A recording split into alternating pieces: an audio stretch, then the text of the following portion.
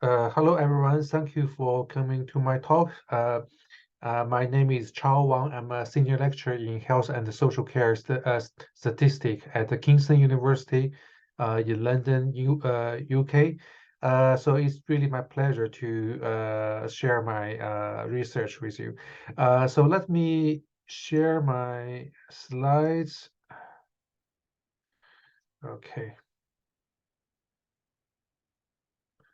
Okay, so the topic I'm going to present is image analysis for breast cancer risk prediction.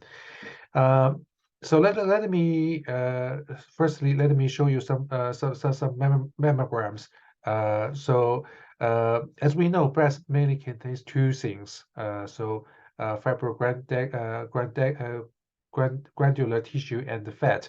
So the fat will appear dark on the mammogram, and the tissue will appear bright, and these bright areas are usually referred to as breast density.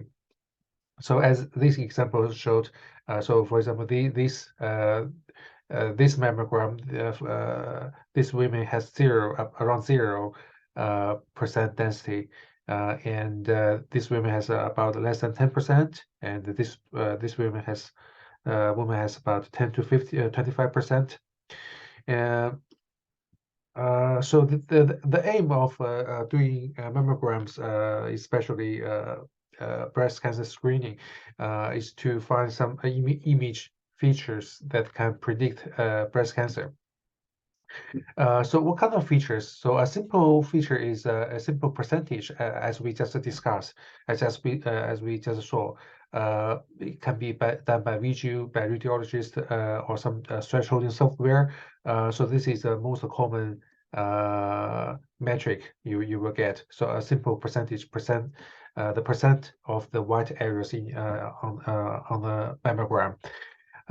So in addition, we also have something called texture features. So this paper is a nice summary of the literature of the texture analysis in breast cancer risk assessment. In addition, there are also shape descriptors as well as unsupervised feature learning based on deep learning literature. But our talk will focus on texture analysis. Right. So image has image analysis is all about finding suitable features. So feature using this example, as you can see, the features can be sparse or can be dense. Sparse features maybe includes, for example, a bag of words. The most dense feature is image pixels. So the immediate question would be why don't we so texture feature is kind of sparse feature here. So the question would be, why don't we just use why don't we just use image pixels directly as features? So the problem for that is that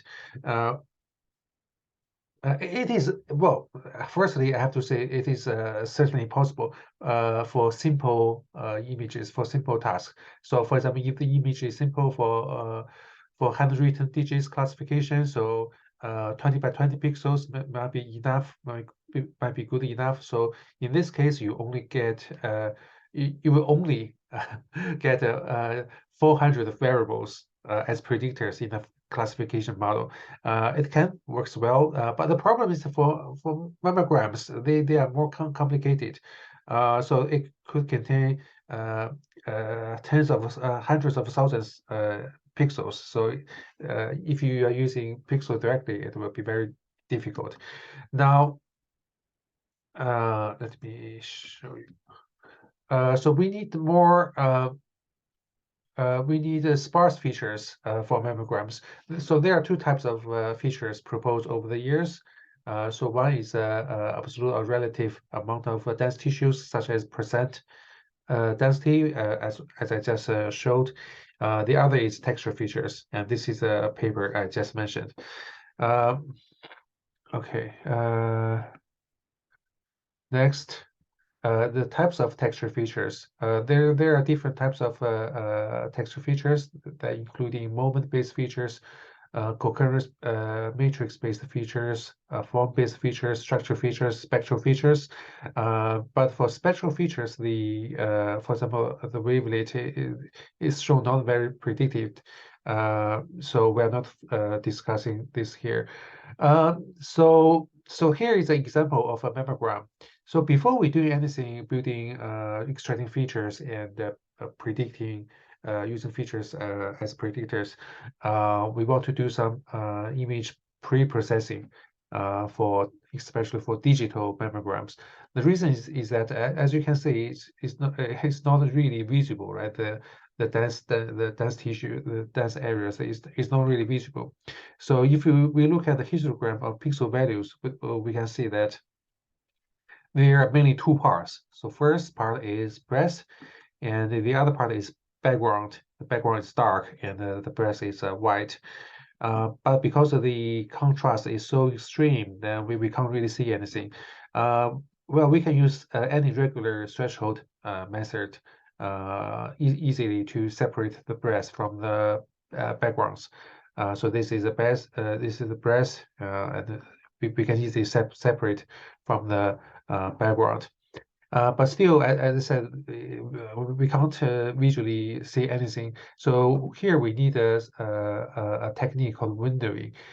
So this is to make it look better, as well as selecting region of interest. So the idea of windowing is that we select some part of from the histogram, select a window, and we rescale this window to the whole range, as we just using our previous example. So we have a white area and the black area. So for example, if we select this is the window we want to use, and we rescale to the whole range from the white to black. So this is gray. In the middle is gray, different levels of gray. And what we can see is that we can reschedule and replot the mammogram, the picture. So we get a new histogram. Now this is the windowing results. As we can see, compared to the previous unprocessed image, is much clearer. So we can see as you can see, there are some dense tissues here, here, maybe some cancer cells. So this is a histogram. Now, so firstly, I want to talk about moment-based features. Moment-based features are simply statistical moments. So one may argue that this is not strictly texture features, because it does not take into account spatial relationships, right? But anyway, there are some papers using this moment-based features as texture features. So these include means, variance or standard deviation, screwness, and the kurtosis. So there was one paper suggesting that variance is a highly predictive predictor for breast cancer, right? So let's see. The other important class of texture features is called gray level concurrence matrix features. So it's about calculating how often pairs of pixels with specific values and in a specified spatial relationship, how they occur in the image. So let's use this as an example. So here on the left, this is my image. So there are 8 levels. So I classify all the pixels into 8 gray levels. And here we have because we have 8 levels, then we have 8 by 8 matrix. So for example, here 1 1, there's only one pair of 1 1, so it's recorded correctly as 1. There are 2 pairs of 1 2s, as you can see, 1 2 1 2. So there are 2 instances of 1 2. Now, after you have fill all the cells, you can get a 8 by 8 matrix. Then what you do is extracting summary statistics from this matrix. For example, a feature is called the contrast. It measures the intensity contrast between the pixel and its neighbor using this formula. So beside this feature, there are so many ways to derive summary sets from GLCM matrix. That's including correlation, homogeneity, entropy, energy, and sum average. So not all the names of these features are helpful or intuitive. For example, this feature called sum average, it's not entirely clear uh, uh, what it would look like. So because when you talk about the contrast, homogeneity, we kind of know what it means. But for sum average, it's not really intuitive. It's not a really intuitive name. But here is this is a formula one can use to calculate this feature. So I highlighted this because we are going to use this feature, look at this feature again in later slides. Another class of feature is called texture feature is called the neighborhood gray tone difference matrix, NGTDM features. NGTDM is a vector or column matrix, right? So it's just a column matrix. So for example, if I have 5 uh, gray levels, and I can have this column matrix. So what it does that we consider in this example we consider neighbor distance of 1. So a neighborhood is 3 by 3. So 3 by 3. Only the pixels within this, so only pixels within this area, squared area can act as center of a neighborhood, right? So the other pixels are not considered in this case. As an example, for example, if we want to calculate S2, this element, S2, how do we get this S2? So firstly, there are two tools, right? There are two tools. So we look at the first two. This is the first two. We calculate the average of its neighboring pixels. That is, if you do the sum, that is 17 and 8 pixels. That means it has this average 17 divided by 8. So similarly, if we look at this pixel 2, it's surrounding. Okay, let me use some pen here. Right. So for this pixel, okay, its neighbor is this are these pixels, right? So the total is 15. If you add all these together, it is 15 and divided by 8. So for this pixel, the average of neighboring pixel values is 15 divided by 8. So once you added them together, then you have a 0.25. So that's how this value comes from. Now once we have this NGTDM matrix, we can similar to the previous GLCM matrix, we can calculate the lots of features. So notably, there are a few features notably from the literature called coarseness and contrast. Well, this is also called contrast, but beware that we need to be specific. This is NGTDM contrast or GLCM contrast because they are different. They are defined differently.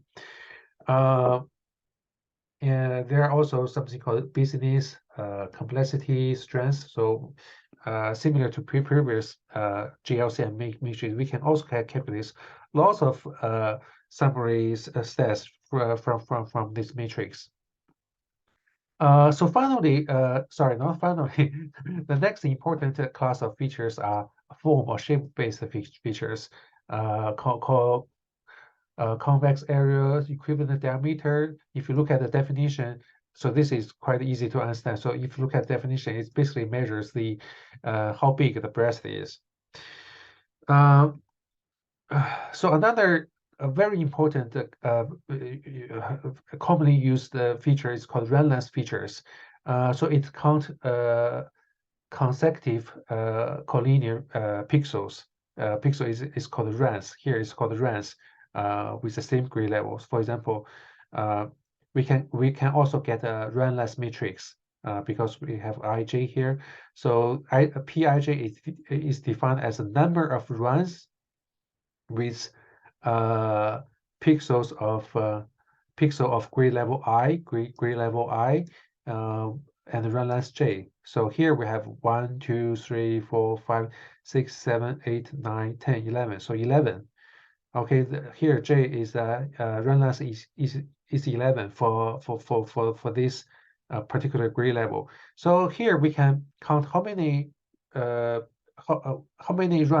with grid level I. So we can also get a matrix. So we can call this run length matrix. So similar to previous matrix before, we can also get run length features from run length matrix.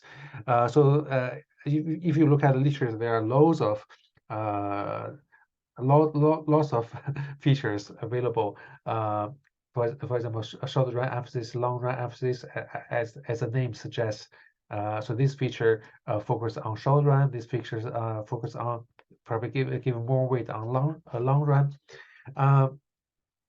Okay, so that's the run length features. Now we have talked about lots of features, texture features.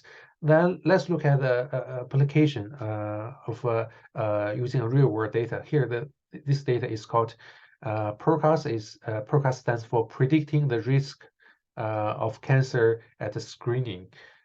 So this is a screening cohort data from Manchester, UK. So all mammograms were fulfilled digital mammograms from GE machine, and here we have two studies. So one for study one we use a training study. For study two we use a validation study. So these two studies are defined slightly different in terms of cases.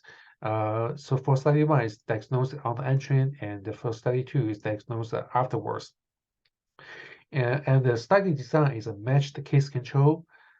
So patients, women were matched by age, BMI, HRT, menopausal status, and the images at various resolution were considered. So the image was resized or downsized by a factor of 2, 4, 6, 8, etc. So I'm going to talk about why this is important or necessary. And the pixels in the breast region were divided into 10 grid levels. Okay, here 10 grid levels for features like GLCM and GTDM and run length. So in total, we get 327 features in total. So still quite a lot of lots of features. And then we use a machine learning technique called lasso to do the feature selection. And the model will be was assessed by chi-square test and match concordance index. So this is a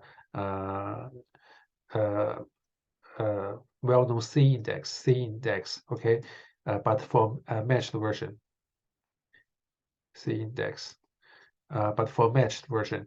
So if you look it up in the literature, it will pop out.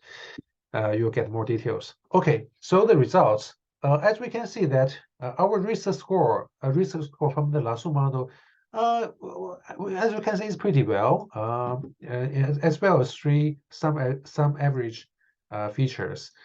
So they all get very impressive results on the training as well as validation data sets. And so this shows the some average feature by using images at different resolutions. So previously, I discussed how important it is that you need to consider this size of your picture or mammogram. As you can see, it is increasing by then at the point of 128. So why image resolution is important? Because as you can see, at a different resolution or downsize factor, the performance is different. So why it is important? It's well, essentially, it is because essentially once imposing a new name, once the image was resizing or downsizing, you essentially imposing a different neighborhood definition. So, for example, in this example, the original image could contain tens of thousands of pixels. So, for example, the originally a neighbor, this, for example, this is a pixel, and this is its neighbor is this pixel. So it's quite close, right? But if we say we only want 10 by 10 pixels, then what you can see here, so this is a pixel, this is another pixel. After downsizing, we only have a handful, dozens of pixels. The distance between two pixels is larger, so the definition of a neighborhood is different. So that is why after downsizing, the neighboring pixels become more distant in practice, in reality. So this results in changes in feature patterns. Okay, so we can compare our proposed risk factor with volumetric percent density by Vaparo. So Vaparo is a quite popular software to calculate the volumetric percent density. Now, so what's interesting that all four mammograms shown here has the same percent density, around 10%. But as you can see, so these two mammograms are low risk scores, and on your right are two high scores. What we can see, it seems that this mammogram seems more smooth than the first two mammograms. As we can see, there is some different texture features than the first two mammograms. Okay, so what about future research? So here we use some carefully selected texture features well established in the literature to do the model training. But in the future, probably we can use something like a deep learning technique. In particular, is there's something called autoencoders. So what it does, it has a capability to self-learn the features from the image. So it's kind of compressed the image into only a few features. So instead of me writing software and formulas calculating different features, there's possibility that deep learning or some advanced deep learning technique can calculate derived features from the image itself. But we need to, having said that, but we need to be careful of such because deep learning is a black box approach. We need to be very careful about this approach because as you can see, there was some news that AI can easily be fooled or hacked, sometimes even by a single pixel change. So we still need radiologists probably to double check the mammograms before the diagnosis. Okay, so that's the end of my presentation and my talk. Thank you for your attention.